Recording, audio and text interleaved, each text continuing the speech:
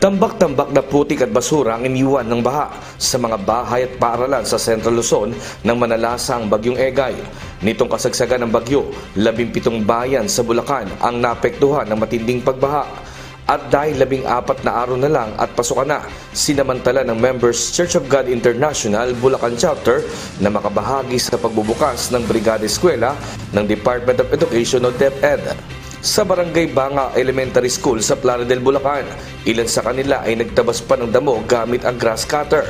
May nagpunas ng salamin at ang iba'y naglinis ng mga silid-aralan. Kasabay nito ay isinagawa rin ng MCGI ang pagbibigay ng libreng almusal sa Brigada Eskwela volunteers. Bilang paghahanda, malaki po ang naitulong ng MCGI para mas mapagaan po ang mga gawaing dapat na ginagawa po ng mga teachers na lesson dahil sa MCGI. Maraming salamat po sa inyo at naway sa mga susunod na taon ay maging ganito pa rin po at patuloy nyo kaming suportahan. Samantala, sa Lambakin Elementary School naman sa bayan ng Marilao, tumulong ang MCGI volunteers sa pag-aayos ng mga aklat, paglilinis ng mga electric pan, pag-aayos ng mga upuan, paglilinis ng classroom at marami ang naglinis ng mga iniwan na nagdaang baha sa paligid ng paaralan.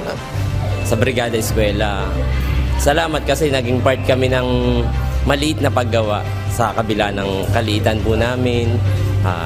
Salamat po sa Diyos dahil kahit marami kaming isipin sa buhay, dahil sa aral na napapakinggan namin, nagagawa namin kahit sa maliit na paraan. Para naman sa principal ng Banga at Lambakin Elementary School, isang MCGI sa mga volunteers na nakatulong sa mga paaralan para mabilis na matapos ang paglilinis.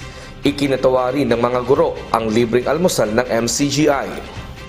Kami po ay kaisa ng lahat ng mga guro po ng Lambakin Annex Elementary School ay taus-puso nagpapasalamat sa MCGI, Members Church of God International, sa kanilang pagtuwang sa aming Brigada Eskwela ngayong taon. Ang bayanihan natin pagkatapos nating tumulong, magwalis, maglinis, siyempre kailangan din naman natin bigyan ng kahit konting merienda or kaya ay almusal ang ating mga volunteers para siyempre kailangan may pamatin uhaw, meron silang inoffer na coffee, meron silang pandesal, merong itlog, pampalakas.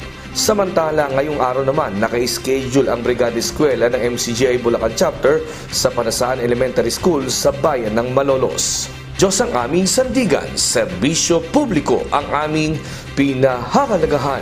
Neso Torres, Humahataw!